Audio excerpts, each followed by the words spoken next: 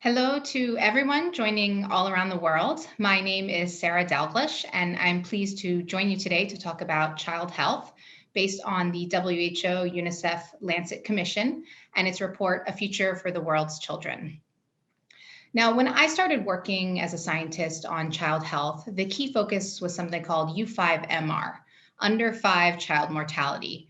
And that's the number of children under age 5 that die each year. This is still really important because each year more than 5 million children die, mostly from easily preventable and treatable causes. But at the same time, our understanding of child health has also evolved over these years to include things like the health of older children and adolescents, to include early childhood development, that is, whether children receive the care they need to thrive, not just to survive. To include things like chronic diseases, since unhealthy habits are often set in childhood and adolescence, as well as things like injuries, air pollution, sexual and reproductive health. And then there's climate change.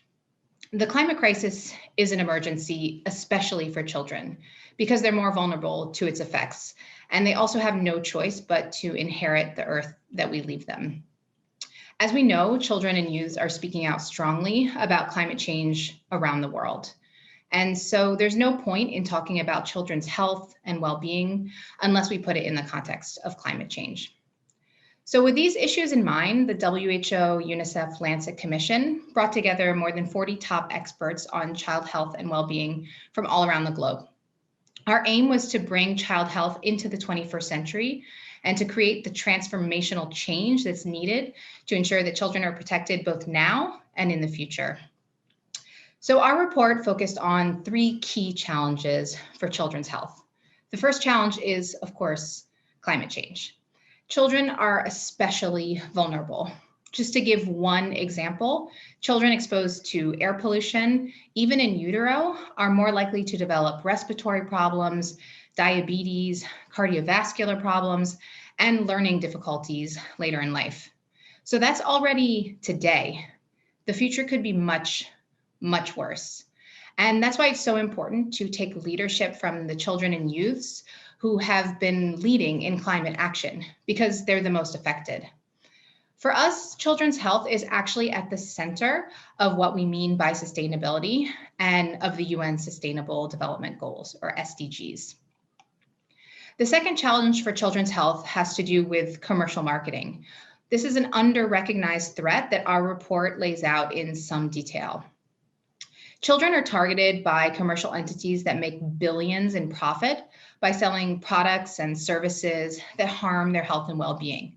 So that's things like tobacco, alcohol, sugar-sweetened beverages, ultra-processed foods, but also gambling services that can harm mental health and relationships. Children are vastly exposed to such marketing. For example, one multi-country study showed that 2/3 of 5 and 6-year-olds could recognize at least one cigarette brand. So we're pushing for both national and transnational regulation to rein in these abuses. The third and final challenge is the broadest. It has to do with governments that don't work across sectors to protect and nurture children's health. If you want to protect children, the health and education sectors are critical, but they're not all. You also need to bring in housing, transportation, agriculture, trade, really all sectors who will work together to ensure children are healthy and protected in all aspects of their lives. So we want to bring stakeholders in countries together to institutionalize action for children across all sectors. Since our report came out, the world has been hit with COVID-19. Fortunately, children are less affected by the virus itself. However, according to UNESCO data, school closures have affected over 1.5 billion students worldwide, worsening inequalities between rich and poor, between boys and girls, and making life worse for already oppressed groups. Children at home during lockdowns are more exposed to domestic violence. Girls out of school may be more likely to get pregnant, and whole families and communities are suffering from the economic crisis. Children's health can also be directly impacted by disruptions to vaccination campaigns and regularly scheduled healthcare. Children are also less able to play together and socialize, which is critical for their development. So COVID-19 has made our agenda for children even more important. Since our report came out, we've been working to turn our recommendations into reality. We'll soon announce a new secretariat with a unique model based on science, advocacy, and coalition building. Because the response to our report showed us that lots and lots of people want to join and support a movement for children.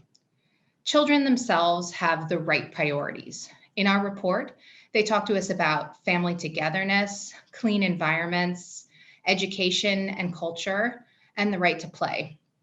That's why it's so exciting to have children's and youth groups with us today who can help lead us into the future that they deserve. So if you want to learn more, check out the report of the WHO-UNICEF-Lancet Commission and stay tuned for more news soon. Thank you so much for your attention.